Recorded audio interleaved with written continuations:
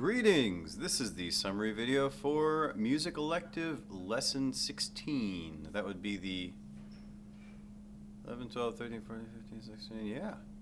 The 6th lesson of Semester 2. Today should be pretty straightforward. Many of the activities have been switched over to the grand staff, where it shows you the two clefs, the two staff lines put together like you'd see in actual piano music. And we're also expanding your rhythm just a little bit. So let's get right on this Canvas lesson. The first thing is your tongue twister today is a box of biscuits, a box of mixed biscuits, and a biscuit mix. That's a good one. For the crescendi today, try and smooth out your left hand. I would recommend, as you try and smooth out the left hand, you got your square going. I just do left hand fours, 3, 4, down, 2, 3, 4, up, 2, 3, 4, down, 2, 3, 4. And as you start to feel better, you can change the numbers. You can go up, 2, down, 2, up, 2, down, 2, and so forth. You can change it to 6s and 8s.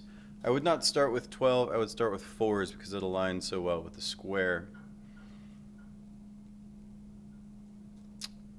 Ledger line video if you need it. Treble clef pitch ID with ledger lines, you know what this is with the reminder and the video.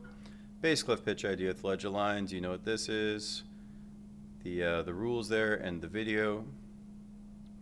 Duration rhythm practice. Duration is how long something lasts. And as you can see, this is like we were doing before, except now it has whole note, half rest, and whole rest. So let's go over these briefly. I'm going to do these on the board for you. So of course we have quarter notes. I'll just go straight through these. These could be pi, pi, pi, pi, or 1, 2, 3, 4. Then we have, of course, half notes, which we've just been adding. I'm kind of going down the list in order for that program.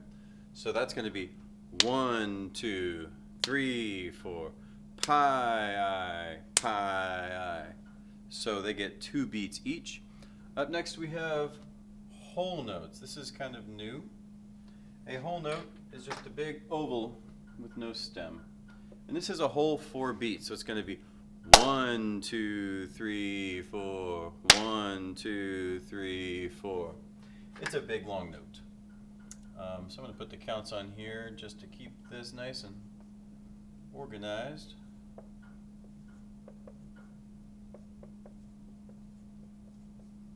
Now each of these have associated rests. So of course you guys know these squiggly lines, because I, in my 35 years and music degree, have not learned how to draw them. So that would be 1, 2, 3, 4. It's very important as we start doing these ones that you actually do each beat, if it's only 1 beat of rest, that you show it's a movement on each beat. Half rests, I like to think of as like half a cake. Like here it's a little half a cake sitting on a plate.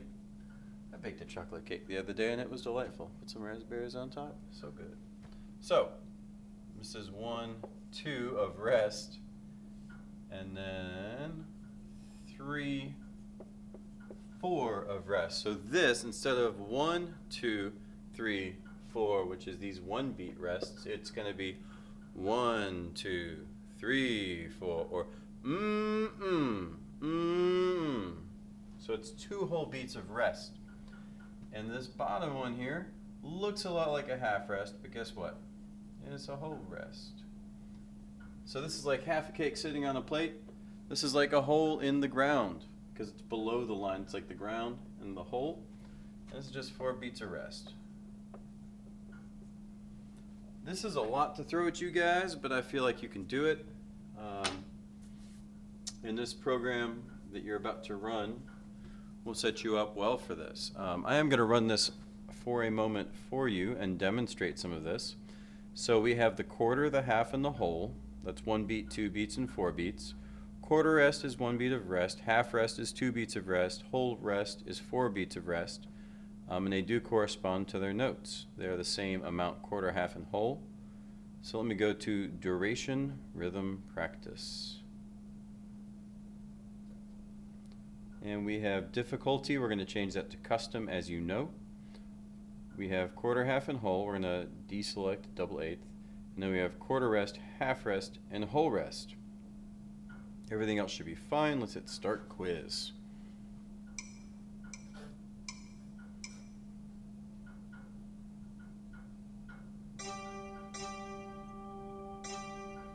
All right, so we started off with 4 beats of rest, so we're going to go ahead and call it a whole rest. Now let's listen to the next thing. 1, 2, 3, 4. Now you notice it was pi, pi. It held through 2 whole beats. If it was pi, pi, you would have heard ta, ta. You would have heard the rest there instead of ta, ta. Let's check that last beat. 2, 3, 4. And a quarter note.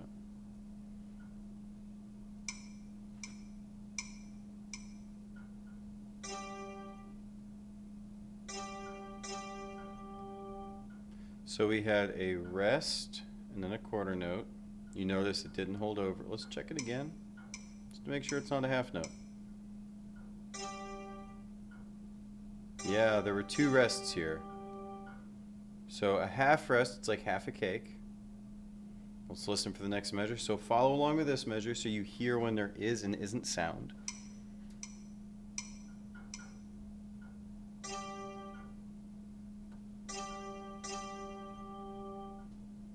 Yeah, I heard pi, and then a half note. Ta, ta, and then a rest. So it's going to keep going and giving you rhythms.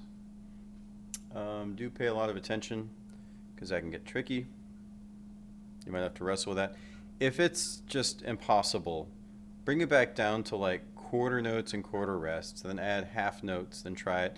Then add half rest and try it, then add whole note and try it, and add whole rest and try it, and build your way back up. Customize this for you. Piano note ID, you get it. Reverse ID with ledger lines, you get it.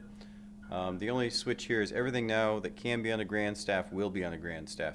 So you're not shown these separately. You have the treble clef and the bass clef. So the other staff lines are always there when you do this activity. Of course, then you locate the key. Dexterity patterns, you know how to practice those. Remember, this is right hand only, this is left hand only. Accidentals, watch the video if you're interested in the black keys. If you don't quite get it, that's okay. This is a short video. Here you have pitch ID with sharps and flats. It should say on the grand staff, but some sort of like updating issue prevents that. It just won't show it. I don't know why. So this is on the grand staff as opposed to showing just one or the other with the note. It shows them both, so you're getting used to how piano music looks. So phase 1, identify the note. Treble clef, line note, every good boy does fine. It's G flat because it has a flat. So instead of G or G sharp, it's G flat. All right, top line is going to be every good boy does fine, F, G, A, B. Of course, that's B flat. Good, I wanted to get a bass note in here. Bass, line note, so good boys do fine always, so it's a D sharp. Remember, sharps are pointy, they're sharp. They have sharp points. So D sharp.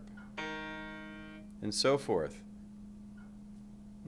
Piano pitch ID with sharps and flats should be the same as yesterday because it doesn't show staff lines, so it should be pretty cool. Piano reverse ID with sharps and flats on the grand staff. This is the granddaddy of exercises. This is the craziness right here, folks. If you can do this, wow, you are awesome. So what we have is it's going to show you any note, and you got to find it on the piano keys. So for example, every good boy does fine is the top line because it's treble clef. F, G, A, B flat. Remember, line, space, line, space. B flat. Phase 1 is complete. Let's do phase 2. Well, let's find either C or F. 3 black keys, that's F, G, A, B, and flats fall back to the left, so it'd be B flat. This could also be known as, if this is A here, which it is, you could step up to the sharp, A sharp, but it is B flat. If you're confused about the black keys, please go back and watch that video. Piano practice. This takes you through a bunch of stuff in alternation. It does do the right hand first every time, which is on the left side of each line, and the left hand second, which is on the right side of each line, which is a little confusing. But I would still choose to do it that way. It's just how it needs to be done. So I'm going to demonstrate a couple of these real quick. This takes you through a whole bunch of fun exercises. Let me open up my Chrome Piano. Whatever app you have is great, as long as it works. You have a real piano and keyboard like some of you do, that's great. That makes me happy. Oh, I need to make this bigger or we're not going to have a keyboard. There we go. So my right hand, this is 2 measures of right hand. I'm going to put them on the 5 keys, C, D, E, F, and G, or they're the letter typing keys of A, S, D, F, G.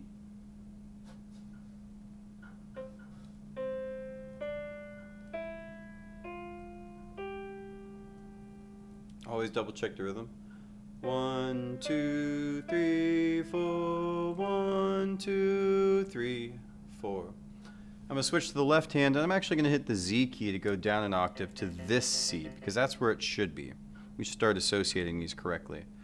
5, 4, 3, 2, 1. Rest, rest. Notice I held that last note out for 2 whole beats. It's also important to note that I only gave you the 1 here, because that should set your hand on the right keys on the keyboard, whether it's a real keyboard or a keyboard, PC keyboard or laptop. Here, if I put the 5 on that first one, the other fingers are in order. And the same is true for the rest of these. This sets your pinky on G, and the rest of them fall in order. That's just down. Thirds up is interesting. Let me do this one. I'm going to hit the X key on my laptop here to bring the octave back to here. Should be here. Yep. So number 5 here, 1 and 3. So that puts my fingers in order, so I don't have to show you the rest, even if we are jumping around. 1, 3, 2, 4, 3, 5. Rest. Likewise, I can put my right hand on the keys. I'm going to hit Z to go back down the octave to here, where it actually would be in real piano music.